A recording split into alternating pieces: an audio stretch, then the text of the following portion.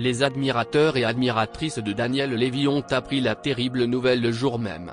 L'auteur-compositeur-interprète s'est éteint, le 6 août dernier.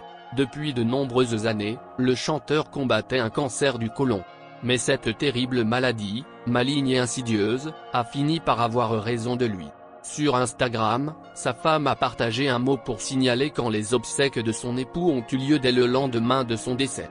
En avril dernier, ce sont tous les fans du chanteur qui se sont inquiétés quand ils ont appris l'hospitalisation en urgence de Daniel Lévy. En effet, suite à des complications, l'auteur-compositeur-interprète s'est retrouvé à l'hôpital. Mais le 21 avril, un mot est partagé sur Instagram.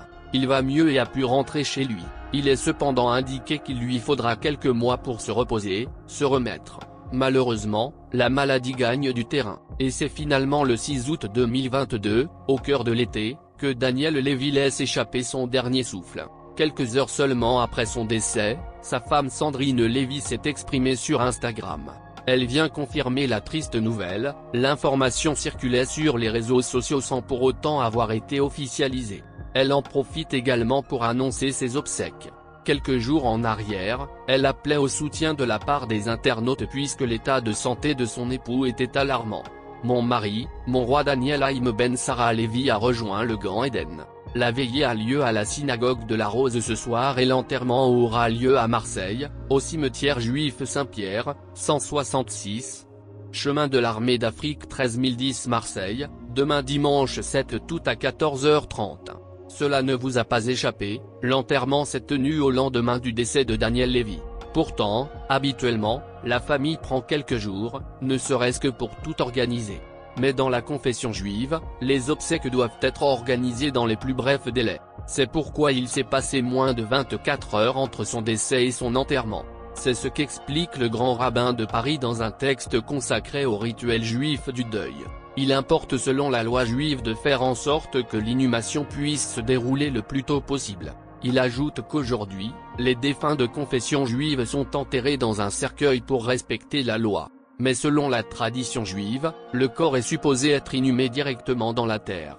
En conséquence, et contrairement à une idée largement répandue, le respect du défunt consiste à commander aux pompes funèbres un cercueil en bois le plus ordinaire, et le plus rapidement dégradable. Sans aucune garniture, Daniel Lévy commence sa carrière dans les années 1980, avec un premier album intitulé Cocktail. Ce dernier ne vous dit sans doute rien et c'est normal, il ne rencontre pas le succès espéré. Pour autant, le talent du chanteur, indéniable, est repéré par les plus grands. Gloria Gaynor fait de lui sa première partie pour sa tournée européenne. Le succès commence alors pour lui avec un rôle, en 1991, dans la comédie musicale Sand et les Romantiques. 2 ans plus tard, il enregistre pour le film Aladdin de Disney une chanson qui devient culte. Ce rêve bleu. Avec Karine Costa, il marque toute une génération.